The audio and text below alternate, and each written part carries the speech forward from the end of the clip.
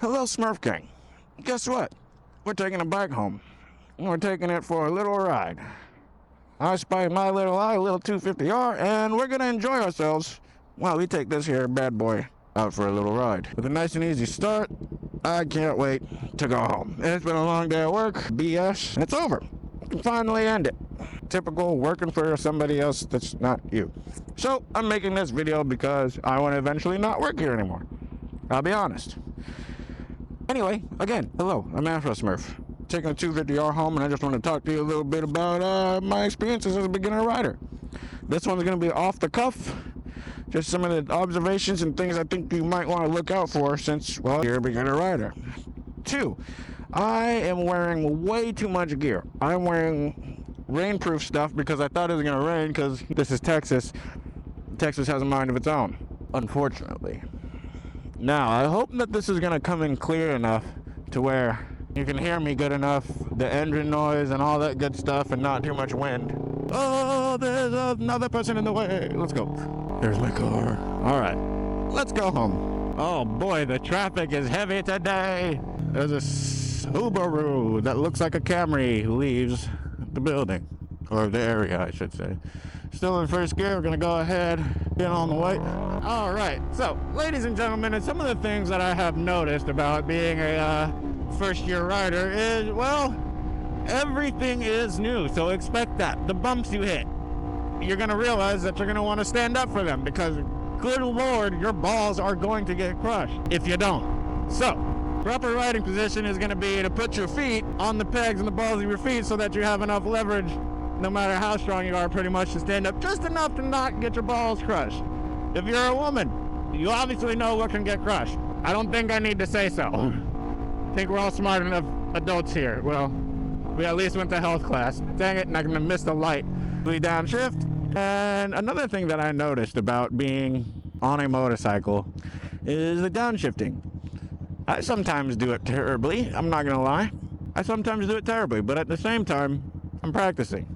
2, along with the downshifting, I realize I do it a lot more in this 250 than I would have originally expected, but that's the fun of it. Rowing your own gears, controlling the bike, there's no aids, so sometimes when I mess up, things start to skid on accident, so I look slightly cool and slightly stupid and like a beginner rider.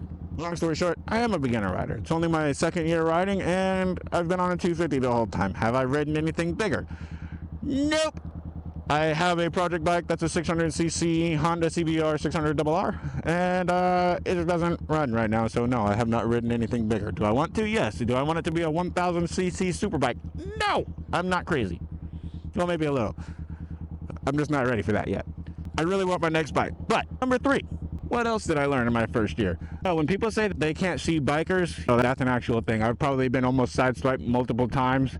Luckily, I was vigilant, and I should have kept the camera on at all times, because, my God, if that would have went sourly, that could have been, well, the end of me. But that doesn't mean I am scared to ride. I am not scared to ride. I have enough confidence in my skill to avoid said accidents, to at least do what I can to minimize it. Besides, we all just want to return home safe. At the end of the workday, end of a ride, we all want to be safe. That's my number 1 goal. So wearing gear, riding safe is going to be very important. Very important. And learning the downshift, learning the basic controls and all that kind of stuff. Downshifting is going to be very important because you want things to be smooth, unlike how I was just there. You want things to be smooth, and the more you do it, the more you get better at it. However, why do people in Texas take so long to get up to the speed limit? It is insane. Sorry, I forgot where I was going with this. Oh, this guy's in 2 lanes. Come on, man. Get out of the way. We're taking the alternate way home because you guys don't need to know where I live. Even though some of you probably know Texas like the back of your hand, you don't need to know where I live, even if you can figure it out. Please don't tell anybody. Again, so 3rd thing that I learned about riding a motorcycle. You have to be prepared to get all your gear on, do all that kind of stuff, and plan accordingly, because I tell you, I've been late to work 1 too many times, strictly because of that. I've been trying to put my gear on and all that kind of good stuff, and, well, after doing so, I realized I am 10 minutes later than I want to be, and I have to hustle to work. So, plan according. Get your schedule down so that you can not have to hustle to work. Because, good Lord, trying to tell your boss that you're late because you didn't have all your gear on at the proper time is a stupid excuse and likely going to get you fired. So plan ahead. Also plan for the weather. Wear your gear, but have gear for all the kind of weather. And guess what? This shit on motorcycles is expensive. Motorcycle jacket, $225. Motorcycle jeans, $225. Gloves, $40. Helmet, $250. Guys, bikes are expensive. Don't let anybody tell you otherwise. But at the same time, the experience you get from riding a motorcycle will never be paralleled by a car. So if you ask me, it's worth it. Because guess what? This is not something you get when riding in a car. You might get the windows down, top down, but if it's an old Miata, maybe that's as close as you'll get in a car. But honestly, if you got an automatic sports car, what do you not tell me that it's going to be any 911 Porsche or a GT frickin' R? It may be fast, but you do not get the experience, no way, no how, of riding this here motorcycle on public roads or in a racetrack. Because here's the thing. Can you drift on a motorcycle? To answer that question, yes. Can you drift in a car? Yes. I didn't downshift properly. Don't at me. Can you drift in a car? Yes. Can you drift on a motorcycle? Yes. At the same time, you can also text while driving, bro.